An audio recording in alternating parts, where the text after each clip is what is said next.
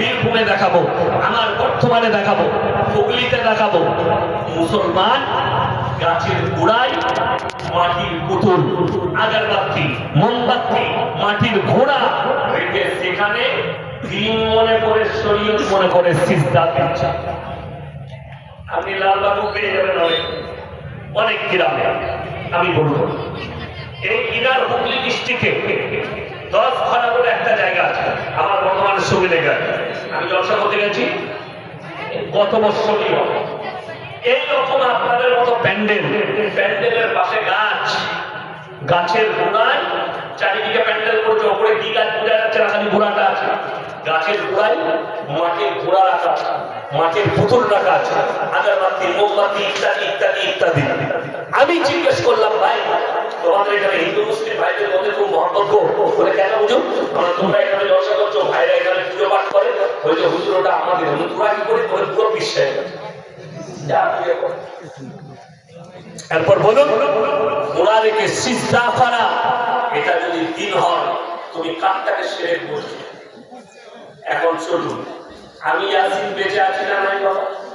বেঁচে আছি।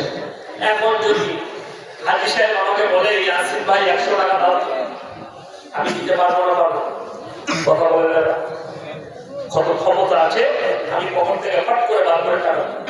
আচ্ছা আমি যদি মরে যাই দিতে পারবো? মারা গেলে কথা বলে না, পারবো, ক্ষমতা নেই।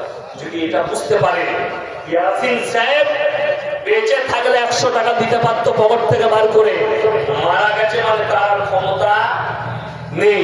তাই আমার কবরে কি করে ভালো মন্দ চাইবে? আমি মারা গেছি, মানুষ কি করে কবরে চাইতে যাচ্ছে? আমি এটা বুঝালাম যে মানুষ বেঁচে থাকবে যদি ক্ষমতা ছিল দিবা, মরে যাওয়ার পরে যদি ক্ষমতা শেষ হয়ে যায় কবরে কি করে দিবে? আমি যখন ছোট ছেলে, আমার অরিজিনাল গ্রামের নাম জানে না, আজকে বলে দিই। আমার আব্বা অনেক জায়গায় বলেছে জলসায়, আমরা যে পুরসায় বাস করছি ওটা আমার আব্বার নানির গ্রাম। কার গ্রাম? আব্বার নানির গ্রাম, আমার দাদির নানির গ্রাম, একই গ্রাম। তো ওখানে অরিজিনাল আমাদের যেটা আসল গ্রাম, যেখানে আমার চাচারা এখনো আছে, সেটার নাম পাশি উচ্চ গ্রাম। আমি যখন ছোট ছিলাম ওখানে একটা পুকুর ছিল, পুকুরের পাশে একটা পুরো তেঁতুল গাছ। আমার বাবারাও দেখেনি তেঁতুল গাছটা কবে জন্ম হয়েছে, আমার আব্বারাও ছোটবেলা থেকে দেখছে। আমি বলেছি এখন আছে তেঁতুল গাছটা। ওই গাছটার গোড়ায় সবাই বলতো এটা পুরো পিতলা। যখন ছেলেদের বিয়ে হতো ছোটবেলায় দেখেছি, এখন কিছু নাই, ছোটবেলায় ছেলে মেয়েদের বিয়ে হলে প্রথম খানাটা প্লেটে করে নিয়ে দাদিরা, পুকুরা, নানিরা ওই গাছের তলায় দিত। কে খাবে না? খাচ্ছে কে না? পুকুরে। মানুষ মরে গেলে খায়, এই মানুষ মরে গেলে খায়, খাবার তো আর ক্ষমতা নাই, তার খবরে কি হচ্ছে তার চিন্তা করে আমি খাবে। বড় কষ্টের বিষয়। আমাদের দেশের কিছু সিন্নি করার গুটকা করাছে, তারা আবার শোয়ে বলতে হালুয়া রুটি করে কবরস্থানে দিয়ে আমরা খাই। নাউজুবিল্লাহ। আমি যেটা বুঝাতে চাইছি যে মানুষ মারা তার কাছে মানুষ কবরে কি করে ছেড়ে চাইতে যাচ্ছে। খুব ভালো করে পেয়েছে। আমরা সবাই নামাজ পড়বো তো সবাই হাত তুলে বলুন তো ইনশাআল্লাহ 5 ওয়াক্তের নামাজি হন। আর যারা পরের নামাজি তাদেরকে বলছি আমরা সবাই সূরা ফাতিহা পড়ি না পড়েন তো? কোরআন পড়ো, ইয়াকা নাবুদু ওয়া ইয়াকা নাস্তাইন। আল্লাহ তুমি ছাড়া কারোর উপাসনা করি না, তুমি ছাড়া কারোর কাছে ভালো মন্দ চাই না। এই বড় খানের দোকান আছে না? এই দোকান আছে না? এই গ্রামে বড়খানায় আপনার চাচার দোকান আছে। আপনি চাচার দোকানে বিস্কুট চানাচুর না কিনে ওই দূরে গেছেন লড়াইয়ের দোকানে চানাচুর আর বিস্কুট কিনতে। দুটো কথা জানা যাবে, চাচার কাছে মাল শেষ, নাহলে চাচার সঙ্গে তোমার ঝামেলা, ঠিক কিনা? দুটোর মধ্যে একটা। তো যারা মাজারে যাচ্ছে, দরগায় যাচ্ছে, রওজায় যাচ্ছে, থানে যাচ্ছে, দুটো কথা জানা যাবে, ভাই আল্লাহর কাছে মাল ফুরিয়ে গেছে, নাহলে আল্লাহর সঙ্গে তোমার ঝামেলা যাচ্ছে। তা না হলে তুমি তো আল্লাহকে বলতে, আল্লাহ আমাকে একটা সন্তান দাও, আল্লাহ তুমি আমার মানে বরকত দাও, আল্লাহ তুমি আমার কারোবারে বরকত দাও। রুজির মালিক সকলে বলুন কে? আল্লাহ।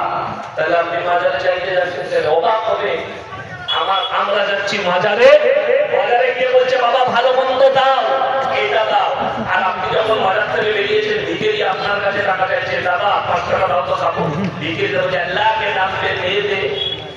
দিল্লিতে থাকে, জিজ্ঞেস করুন ওই আজমিরে মাজারের চারিদিকে কি বুঝলে, কি বোঝাতে ভিখারি অবাক ওইটাই লাগে। বলছে আমি খাজা বাবাকে ভালোবাসি, 5,000 টাকার চাদর চড়িয়ে এসেছি।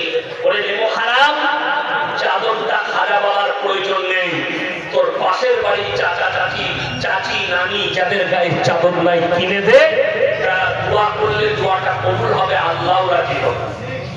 মক্কা থেকে মদিনা 470 কিলোমিটার রাস্তা। বললাম আমি জানি হয়তো হাদিসের আমার পাশে বসে আছে, জিজ্ঞেস করুন তো কটা মাজার থেকে? একটা মাজার নেই। ইমানদারের সঙ্গে বলবেন জান্নাতুল বাকিতে, মদিনায় জান্নাতুল বাকিতে যে সাহাবীরা শুয়ে আছেন, তাদের থেকে দামি ওলি পৃথিবীতে কেউ হতে পারে? দামি মানুষ কেউ হতে পারে? পারে না। তাদের পায়ের ধুলো ধুলোর যোগ্য আমরা হতে পারবো না। আমার বন্ধু, আমার ভাই, শুধু তাই নয়, হাদিসেরকে জিজ্ঞেস করুন।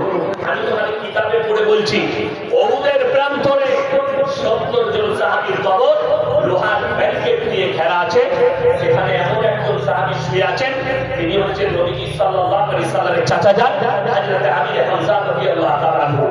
যুদ্ধের ময়দানে যার মুখটাকে চিড়ে কলিজার ঠট্টা বার করে চিবিয়ে খেয়েছিল হিন্দা, আল্লাহ তাকেও ঈমান দান করেছিলেন। আমার বন্ধুগণ, এদের একটাও মাজার নেই। আমার বাড়ি থেকে আপনার এখানে 160 কিলোমিটার রাস্তা, 160,000-এর বেশি মানুষ।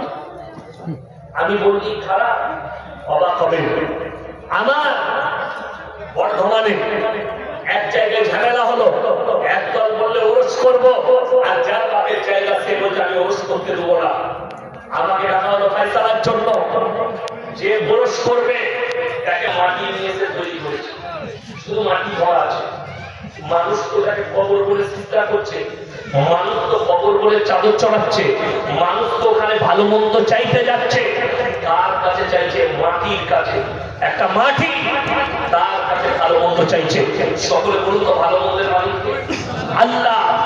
যদি ভালো মন্দ কোনো মানুষের হাতে হতো, কোনো পীরের হাতে হতো, কোনো অলির হাতে হতো, এই অলিকে একটা পীরকে জিজ্ঞেস করো তোমার কি ক্ষমতা আছে তুমি নিজের মৃত্যুকে রুখে দিতে? জিজ্ঞেস করুন ইয়াসিনের কি ক্ষমতা আছে যে 1 মিনিটের জন্য নিজের মৃত্যুকে রুখে রাখতে পারবে? আল্লাহর কসম নেই। তাহলে জেনে রেখে দিবেন, যার নিজের মৃত্যু দান করার ক্ষমতা নেই, তাকে মানুষকে দেওয়ার ক্ষমতা কি করে থাকবে? দেনেওয়ালা যার আল্লাহ। আল্লাহ নবীর কবরে যদি চাদর চড়ানো জায়েজ হতো, আল্লাহ রাসূলের কবরটা আসমান পর্যন্ত হিরের মতো মুক্ত চাদরে ঢেকে যেত। কবরে সিজদা যদি জায়েজ হতো, সব থেকে প্রথমে রাসূলের কবরে জায়েজ হতো। আল্লাহ নবীর কবরে নেই, পৃথিবীর আর কোনো মৌলবী মোল্লা পীর ফকিরের কবরের জন্য জায়েজ হবে না। সবাই হাত তুলে বলুন আমরা নিজেকে শিরক থেকে বাঁচাবো, বলুন ইনশাআল্লাহ। কোন রকমের শিরকের পাপে লিপ্ত হবেন না।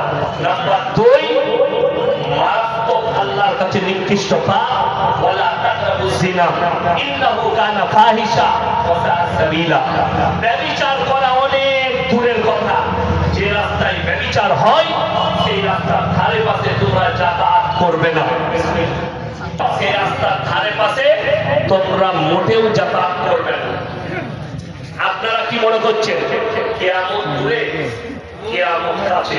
তার একটা আলামত কিন্তু মারাত্মকভাবে প্রকাশ পেয়েছে। তোমরা নবীজি বললেন দেখতে পাবে কিয়ামতের পূর্বে বছরগুলো মাসের মতো হয়ে যাবে, মাসগুলো সপ্তাহের মতো হবে, সপ্তাহটা দিনের মতো হবে, আর ঘন্টাটা মিনিটের মতো হয়ে যাবে। এখন আপনি বলুন তো, আমার তো মনে হচ্ছে আমি কবে জমা করলাম আর কালকে মনে হচ্ছে না। একটু গবেষণা করবে। নাম্বার 2, কিয়ামতের মারাত্মক আলামত, মসজিদ কার ঘর? সকলে বলুন আল্লাহর ঘর। কিয়ামতের আলামতের মধ্যে একটা মারাত্মক আলামত, মসজিদের ভেতরে মানুষ যখন দুনিয়াদারির কথা আলোচনা শুরু করবে। দুনিয়াদারির আলোচনা হচ্ছে না হয়নি মসজিদের ভেতরে? দুনিয়াদারের আলোচনা। নাম্বার 3, যখন অশিক্ষিত মূর্খরা সমাজের নেতৃত্ব দিবে আর শিক্ষিতরা চুপচাপ বসে দেখবে। আজকে শুনেলেন আমাদের সমাজের উন্নতি না থাকার কারণ মসজিদের সেক্রেটারি হবে কে? লোকের টাকা মেরে বড় হয়েছে, লোকের পয়সা মেরে নিয়েছে, লোকের ধান চুরি করেছে, চাল চুরি করেছে, সুদ খেয়ে বড় হয়েছে, লোকের মেরে নিয়ে বড় লোক হয়েছে, চিটিংবাজি করে বড় লোক হয়েছে। এখন তার গায়ের জোর বেশি, লাঠির জোর বেশি, পয়সার জোর বেশি। আপনি জিজ্ঞেস করেছেন কোন মৌলবীকে, কোন মাদ্রাসাওয়ালাকে? একটা মাদ্রাসা মুর্শিদাবাদের বলতে পারবে যে অমুক গ্রাম থেকে আমার কাছে 5টা কমিটির লোক এসেছিল, যে হুজুর আপনারা শর্তগুলো কাগজে লিখে দেন, কোন কোন শর্ত থাকলে সে মসজিদ কমিটিতে থাকতে পারবে, সেক্রেটারি হতে পারবে? আপনার জানা আছে? যে মসজিদের সেক্রেটারি হবে মারাত্মক শর্ত হচ্ছে ইমামের অবর্তমানে সে যেন ইমামতি করার যোগ্যতা রাখে। নাম্বার 2, তাকে আমানতদার হতে হবে। আমাদের দেশের আমানতদার বলে দিই, আমার বর্তমান জেলায় একটা মসজিদ, মসজিদের পাশে পুকুর, পুকুরের চারিদিকে 40টা তাল গাছ। গ্রীষ্মের দিনে সাঁওতাল ভাইরা, আদিবাসী ভাইরা রস টাঙায়, রস মানে তার নাম মদ। তারি বলি আমরা, আপনারা কি বলেন? তারি, তারি মানে মদ। কিন্তু খেলেই নেশা হয়, ওটা মদ। কিছু একটা দিয়ে দেয়, মদ হয়ে যায়। এই 40টা তাল গাছ কন্টেনে নিচে ভিডিও করা হলো, পুরো সিজন তারি বিক্রি করে আগে তো করেছে যে মসজিদের যে সেক্রেটারি সে